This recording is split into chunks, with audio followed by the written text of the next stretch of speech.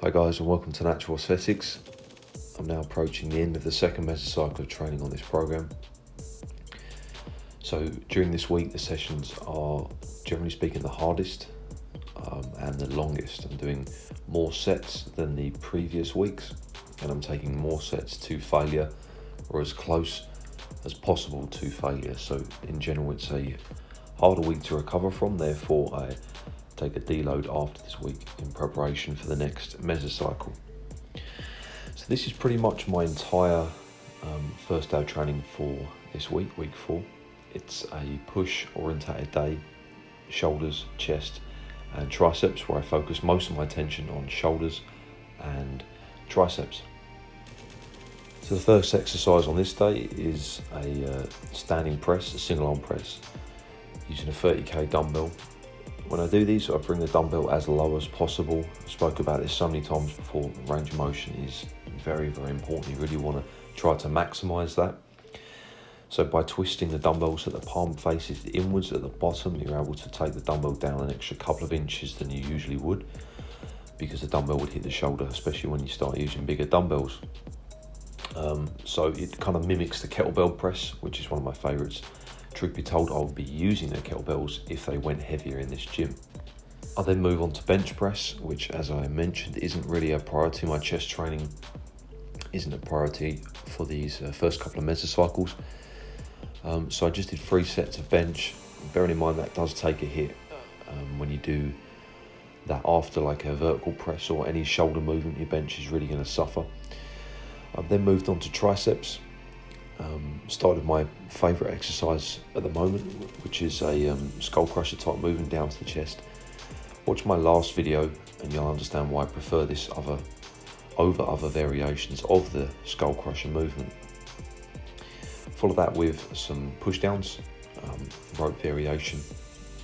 I think the combination of the exercises that I've been doing for triceps and the increase in volume has led to some decent gains in tricep size. So I did 4 sets of the standing shoulder press to start, 3 sets on the bench, 4 sets of cable upright rows, 4 sets on both the skull crushers and the rope push downs.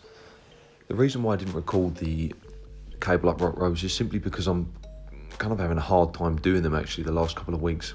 I added them in because I'd been doing the dumbbell upright rows for quite some time, so I thought I'd mix it up by doing some form of cable upright row. But even with the cambered bar over the straight bar, it just seems to really antagonise my wrist joints.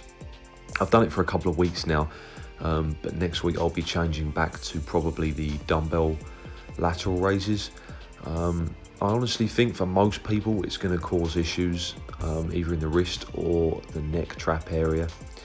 I think you're better off sticking to dumbbell upright row or widening the grip of the bar and kind of performing some kind of power movement, which I've done in the past to great effect, or just sticking to side raises with the dumbbells. So the latter half of the video just showcases some wild mushrooms that we picked in a couple of different locations. Really tasty. 2 types of mushrooms that we picked mainly. The red one is the beefsteak mushroom, I believe, and that was especially tasty and meaty like in its texture.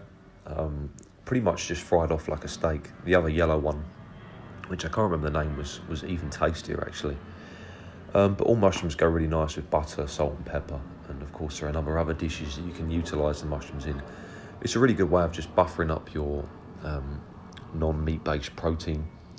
And of course meat isn't essential for building muscle, for becoming strong. It certainly makes it easier, but it is not essential.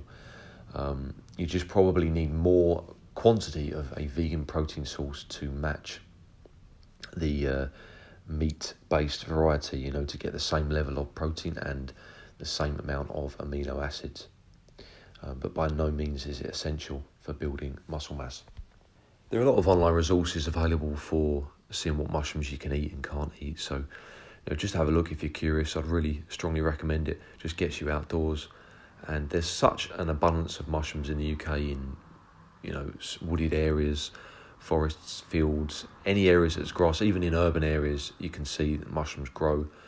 And just a quick bit of research and you can find out whether you can eat those. It's free, it's convenient, and it's just one less product that you have to give your money for to the big corporations, the big supermarkets. So that's a bonus.